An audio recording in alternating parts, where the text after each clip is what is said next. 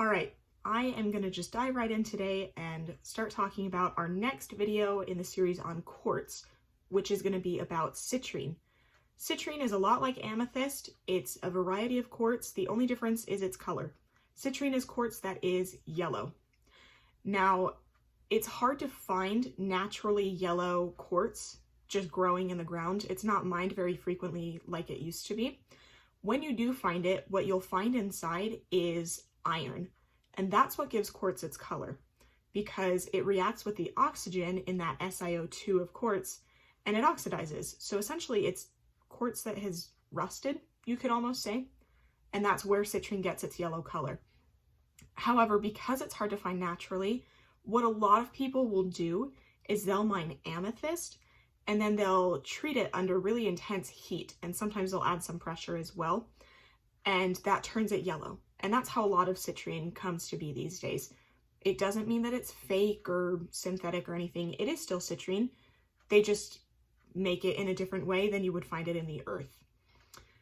Quartz in general, but especially citrine, have become super popular in recent years for carving into sculptures or for faceting into really fancy and kind of new looking gem cuts. So you won't see as much citrine in the world of jewelry that's cut into like the round brilliant or the princess cut, as I'm sure a lot of people are aware of with diamonds and other gems like that. Citrine essentially has become the gemological canvas for the unique and the unusual. People love to sculpt it and carve it and cut it into all kinds of sort of weird and wacky shapes. It's actually a really great gem for that because it's super affordable. So you're not like wasting this super rare, authentic gem, cutting it into, you know, a funky looking sculpture.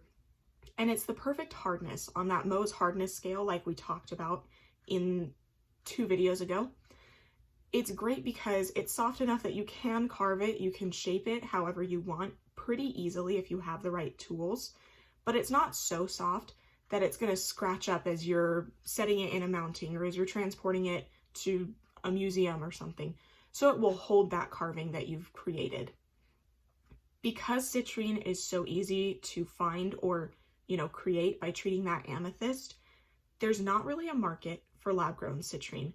Not a lot of people say that they want lab-grown versus natural grown. So if you're looking to buy citrine, you don't have to worry yourself and go through that entire debate about whether or not lab-grown is real and authentic or not, whether or not you want to save some money. It's pretty much all going to be genuine, and if it is lab-grown, the prices are going to be the same. I looked online and I couldn't really find any prices per carat, but I saw a lot of loose citrine and then citrine that was set in jewelry, and that was ranging anywhere from like $50 to $150. So again, it's an extremely affordable gemstone. Citrine is also an alternative birthstone for November. It looks a lot like topaz. It's easy to mix the two up, and for that reason, a lot of people who were born in November or who just like the November birthstone will go for citrine instead of topaz because it's a little bit more affordable. To the naked eye, to anybody that doesn't know the difference, it looks pretty much exactly the same. And so it's really easy to get. You can just go online. You can go on probably like Etsy or any website like that and just look up jewelry with genuine citrine, and you should find it really easily, and it should be really affordable. If someone's trying to charge you $1 million for citrine jewelry, I promise you they're ripping you off. But I'd be really surprised if that happened at all. So that's it for citrine. These are pretty simple videos because we've already done the overview on everything about quartz, and now we're just kind of talking about the different colors and the different varieties. So if you have questions or suggestions for future videos, please put them in the comments below. Tell all your friends to like and subscribe. You can also check me out on Instagram. I post a lot of fun pictures there and everything. And we will be back next week.